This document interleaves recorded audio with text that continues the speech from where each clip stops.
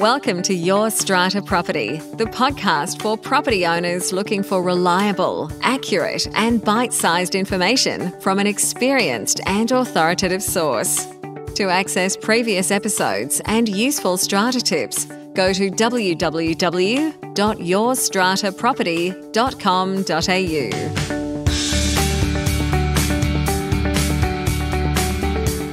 Hello and welcome to this week's episode of the podcast. I am your host, Amanda Farmer, and it is my job each week to help demystify the legal complexities of apartment living. For the last couple of weeks, I have brought you episodes focused on answering your COVID-related questions. Episodes 204, 206 and 207 fall into that category. But this week, we are returning somewhat to our usual programming. I'm bringing you my interview with Rob Broadhead, the CEO of 2020 Fire Protection. Rob is a previous podcast guest. We chatted back in episode number 178 when I asked Rob about this term used in our legislation in New South Wales, competent fire safety practitioner. Now, at that time, Rob told us that progress was being made on an accreditation system for fire safety practitioners so that our buildings could be sure that they were using someone who met that description when it came time to complete the annual fire safety statement. Now, in today's interview, Rob is telling us about the Fire Protection Association of Australia's accreditation scheme, which is due to be up and running by the time this episode goes to air. As well as being the CEO of 2020 Fire Protection, Rob is a graduate of the Institute of Fire Engineers, an accredited competent fire safety practitioner, and a member of FPA Australia's New South Wales Coordinating Committee. Rob's been in the fire protection industry since 1992, has contributed to Australian standards and helped draft fire protection training for Strata Communities Association. And Rob tells me he's passionate about improving general knowledge around fire safety so that building occupants and owners can make good decisions about fire protection before the worst occurs. Now, as well as talking about the new accreditation scheme, Rob and I talk a little bit about the proposed new fire safety standard for short-term rental accommodation in New South Wales. There are some very interesting, I think, points in there for those of you who are looking for ways to deal with short-term letting in your residential buildings. So listen out for that discussion. And I also asked Rob what his recent experience has been gaining access to lots for the purpose of signing off on fire safety items at a time when some people are isolating, quarantining, simply concerned about contractors accessing their homes. Now, this issue was also discussed in last week's episode number 207. It was highlighted there that the City of Sydney Council currently has a policy in place where they are holding back penalty infringement notices or PINs should buildings be able to show that access to apartments has not been possible due to people in isolation or confirmed COVID cases. Rob has since shared with me that this may not be a complete reprieve for buildings and they should still be sure to obtain sign-off for all items that are in common areas like hydrants, extinguishers, auto fire detection systems, mechanical air handling. It is possible and preferable for at least partial completion of annual fire safety statements to be attended to, especially and most importantly, of course, for safety reasons. I have also since heard that Inner West Council in Sydney is willing to provide an additional 3 months extension on AFSS submissions where it's not possible to lodge a complete statement. And their advice has been that supplementary AFSSs still need to be lodged based on available information, with outstanding information to be lodged as soon as practicable. So that matches what Rob has been sharing with me as well. So strata managers listening, do communicate directly with the relevant local councils to work out their specific requirements for your buildings, whether you can obtain extensions or submit partial fire safety statements or supplementary fire safety statements. From what I am hearing and seeing, you strata managers are all doing a marvellous job advocating for your buildings. This is just one example where you're looking into these possibilities of extending fire safety submission deadlines. You're answering difficult questions. You are easing anxieties during a pretty tough time. I know that you are also doing your best to keep up to date with the rapidly flowing and fast changing information that is coming through. And I want to say thank you. As a strata resident myself, as a committee member myself, I think you strata managers are absolute heroes. I've always thought that, but never more so than now when I see so many of you just stepping up and into that position of informed guide, unexpected leader, and advocate for your clients. And I have been thinking about ways that I can continue to help you, strata managers, as well as committee members, owners, and residents, to help you work out what is the need to know information. Where can you find it? What is the most accurate and the most helpful resources that are circulating? And what I've done to that end within the last few days is set up a dedicated webpage, a page that can be your information hub when it comes to COVID and strata living. The web address is covidandapartments.info. That's covidandapartments.info. I will put the link in the show notes to this episode. And it's a place where I'm putting all the guides, articles, web links, podcast episodes, videos that I believe best answer your recurring COVID questions. These are resources that you can rely on, including sharing them with your clients if you're a strata manager or other residents and committee members. You'll find the various SCA guides in there, the OCN guides, other best practice resources that have been drawn to my attention and that I believe contain helpful information. There is also space for you to post questions on that page, and I'll be reviewing those regularly and can answer them for you in upcoming podcast episodes or even in a Friday happy hour chat over on the Facebook page. So do check out covidandapartments.info. I am adding more to it every day, and there is an option there for you to receive inbox updates on any important additions to the page. If you do have a resource that you believe should be there, please do send it across to me. I am committed to making sure that we are helping as many people as we can, as effectively and efficiently as possible.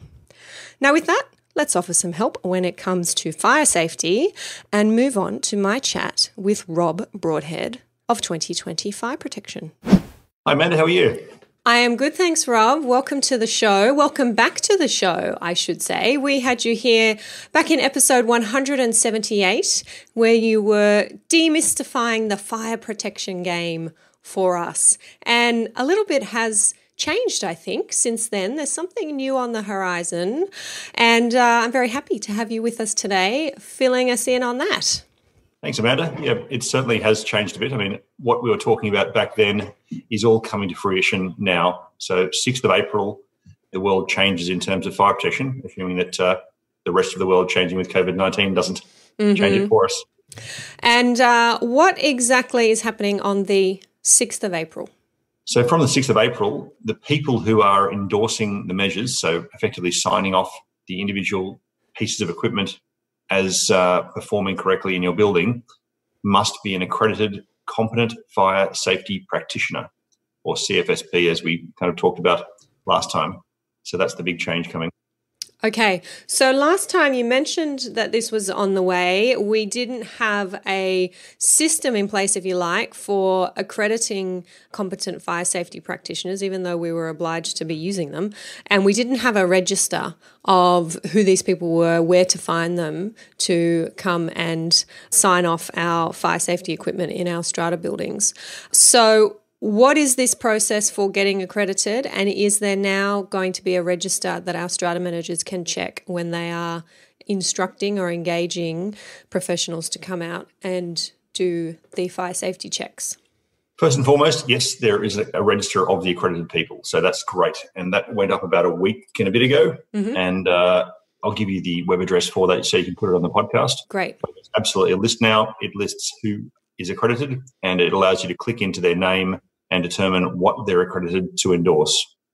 In terms of the process that we went through to get here, just after February last year, we had to sign up for some more insurance. We had to sign a code of practice, and we had to state that we would undertake whatever training was required between now and when this gets into place to become accredited.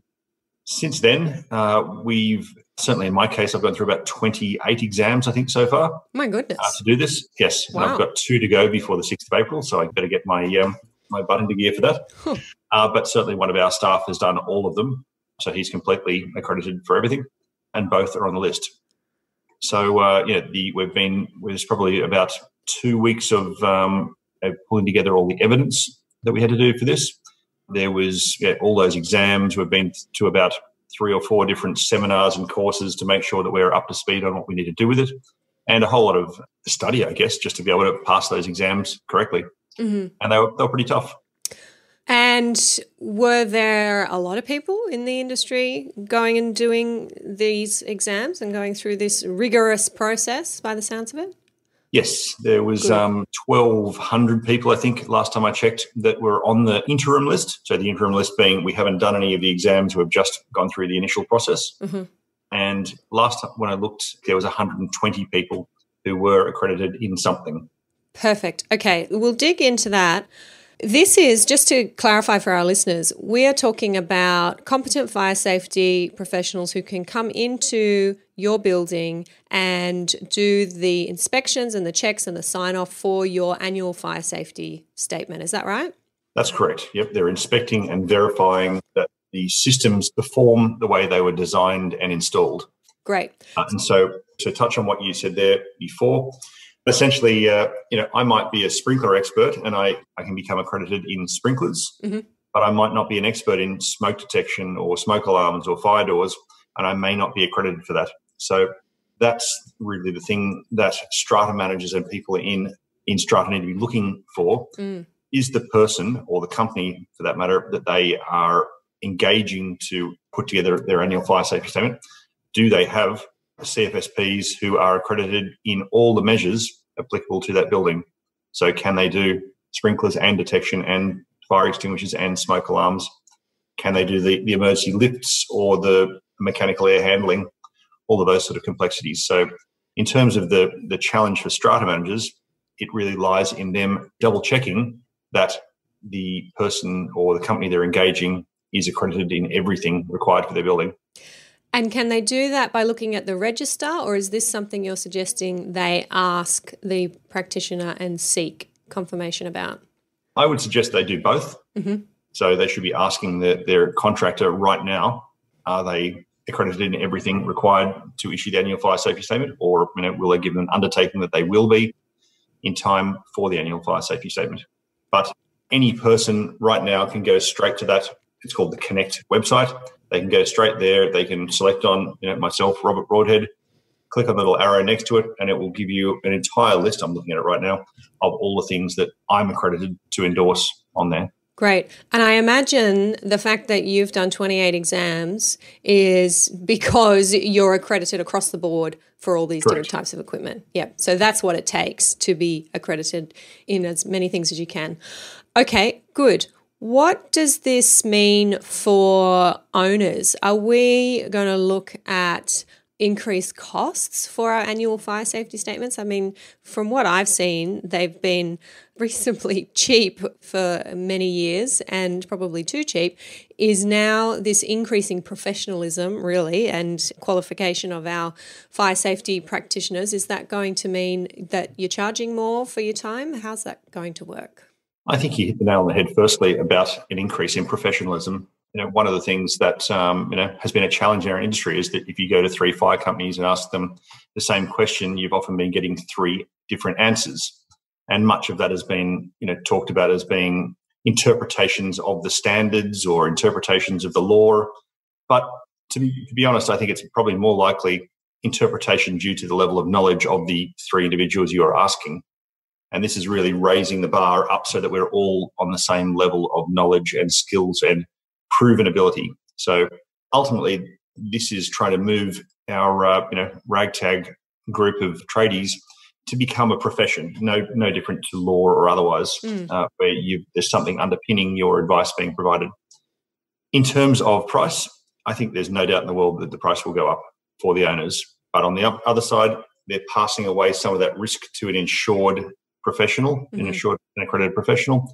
And on the other side, they're getting professional advice that they can rely on rather than an opinion of someone based on their level of experience. And safety, obviously, and assurance of that safety, that your building's safety devices have been properly checked and everything is in order, and that's something that you can rely on and sleep a bit better at night, I would think. Exactly right. And part of what will occur in this is that the annual fire safety statement process is not a new one. So this came about in 2000 when the environmental planning and assessment regulation got changed. And it was always supposed to be a completely separate process to the inspection and testing. So inspection and testing is checking that it's there, checking that it works, and that's about as far as that goes. The annual fire safety statement was always supposed to be a separate process and almost an audit and verification of whether it performs the way it was supposed to, not just there and working, but does it still perform in entirety for that building. And so we're going to see that thing which is slowly merged together because there's been no policing, no checking of whether it's accurate. It's going to start pulling back apart again. So the inspection testing is one thing you do to make sure, your car keeps running, and the AFSS is checking that it still works the way it was supposed to in the first place. So similar to the pink slip on your car and things like that every year. And am I right then that the AFSS is the document that has to be signed off by the competent fire safety practitioner?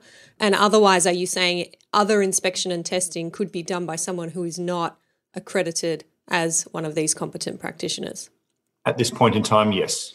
But when you listen to people like David Chandler, the building commissioner for New South Wales, he's talking about his next phase of building regulation being all around the licensing and accreditation of all of the professionals involved in building, whether that be maintenance, whether that be strata, whether that be inspection and testing.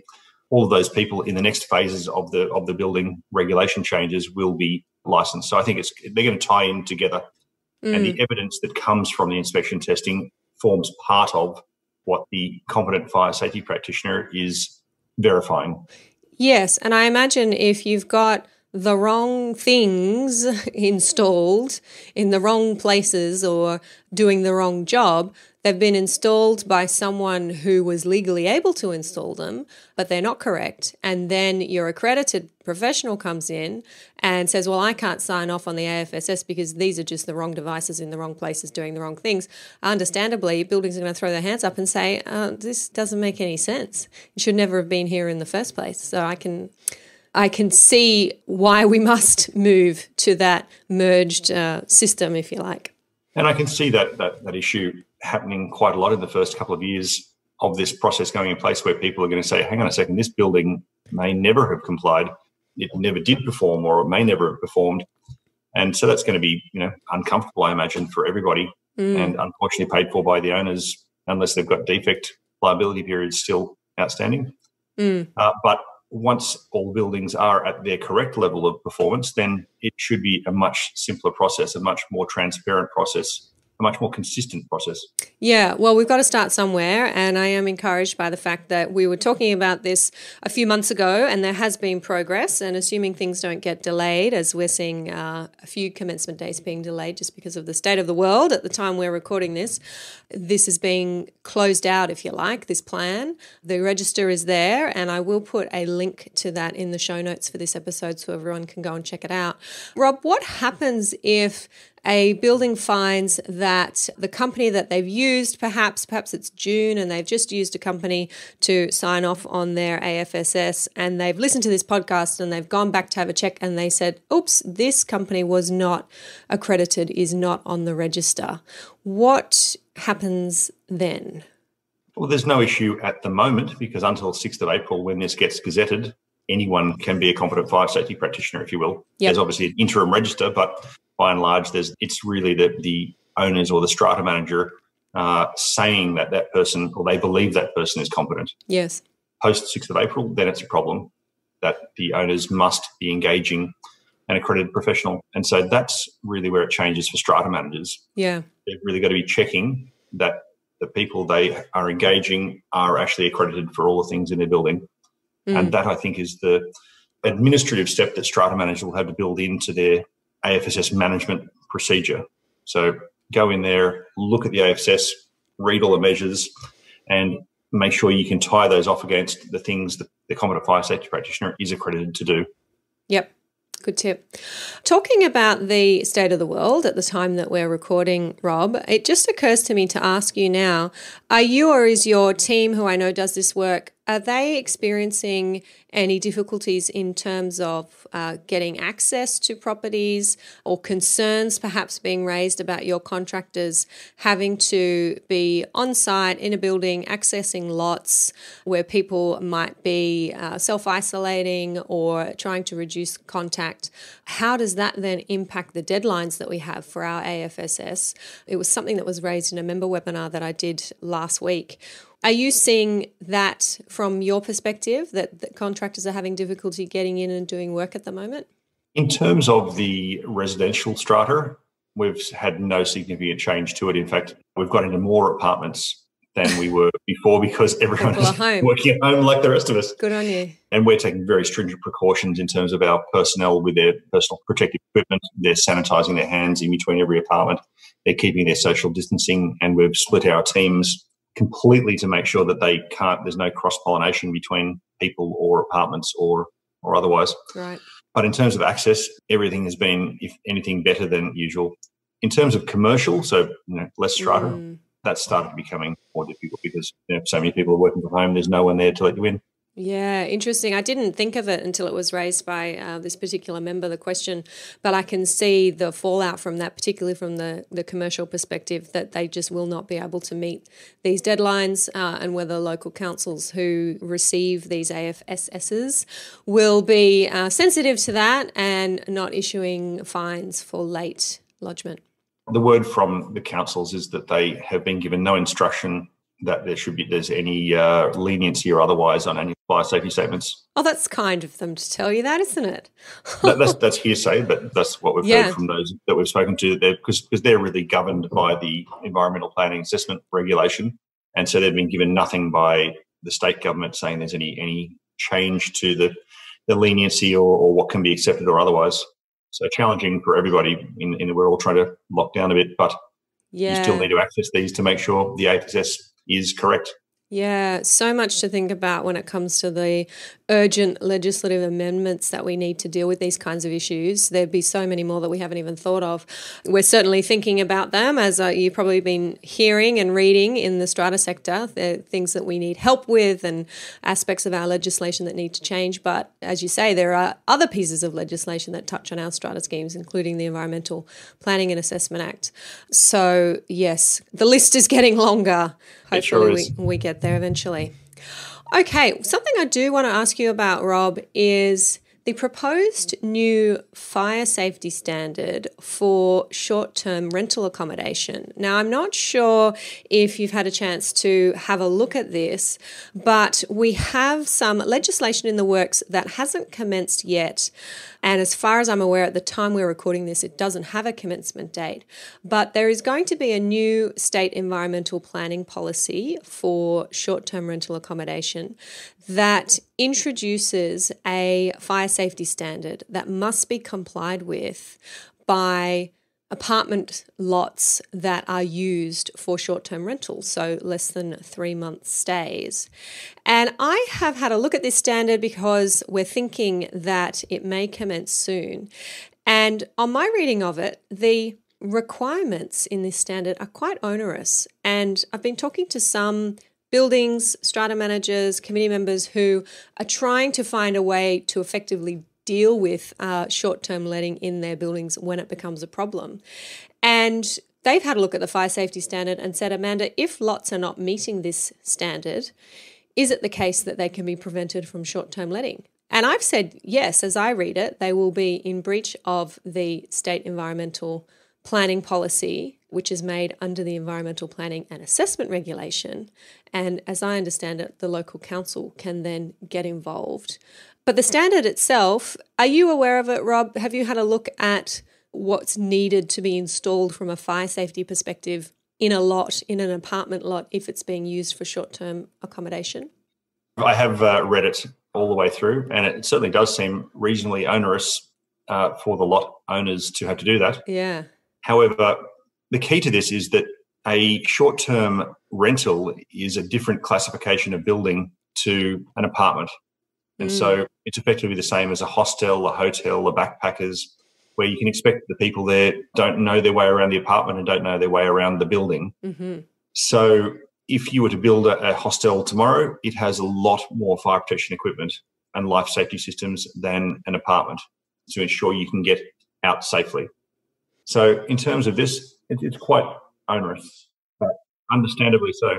Yeah, just to fill in our listeners, it includes things like smoke alarms in each bedroom, smoke alarms in each corridor or hallway that is between bedrooms or the rest of the building, a system of evacuation lighting in corridors, a fire extinguisher in the kitchen, a fire blanket in the kitchen, an evacuation diagram. So many of our listeners will be hearing this list and say, there's short-term letting in our building. There's no way that the lots have these systems installed. And indeed, these are onerous requirements for, as you say, understandable reasons. These are not properties that the residents that are staying there are familiar with. But I'd be very interested to hear from your sector, from the fire services sector, about your opinion on this, because I'm not sure that it's been well publicised. I mean, are you guys talking about this in your circles? No, we're not. No, we haven't had any conversations about it as yet. The state manager of our industry association knew nothing about it. Wow. And I've not heard anything of it either. So it's interesting. Okay. Because I have so many buildings and owners come to me looking for creative, let's call it, ways to tackle this problem, especially when our strata legislation doesn't look like it's going to deal effectively with tenants who are subletting. We can prevent investor owners from short-term letting directly, but not tenants who are then subletting, which is a big deal. So I predict a new category, if you like, Rob, of work for you around this area, going in and inspecting and assessing these lots against this new standard and assisting owners perhaps to bring it up to standard and owners' corporations to deal with lots that don't comply. Yes, and it's certainly interesting in terms of, the ownership of some of those items in there as well, because, they are attached to the building systems and things that would effectively be owned by the strata plan, whether that be the power supplies inside the unit, the walls that they're connected through, et cetera, et cetera. For sure, yeah. And there is a requirement there, as I read it, that the smoke alarms be connected to mains power, which must be another one of those, I call it a more commercial requirement than what we might usually have in our long-term residential.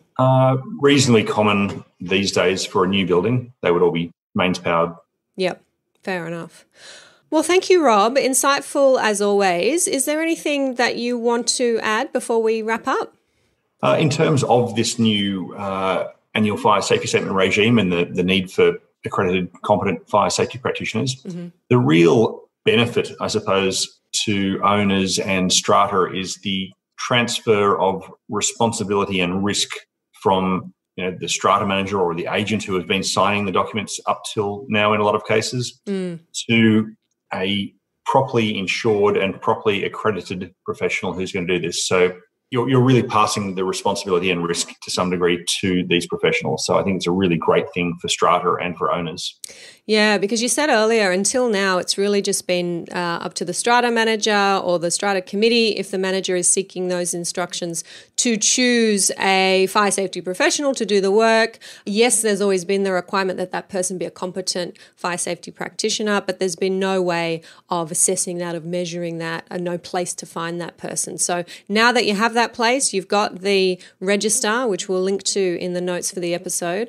I agree, that is absolutely the place that strata managers should be going. Committees should be directed to go and choose somebody who is on that register, and you do legally best protect yourselves that way. Yes, and I'm trying to put together a one-page checklist for Strata Communities Australia at the moment, so that they can distribute that to strata managers and owners to know where to look and know what to tick off. Excellent. Really good to hear. All right. Well, thank you, Rob. As we've said a couple of times, we're recording this at a time where the world is an unusual place to be. I don't think it will ever be the same again, but there will be an other side, and who knows when we're going to get there. But I hope to see you then. Look forward to seeing you in person on the other side. Exactly. Thanks, Rob.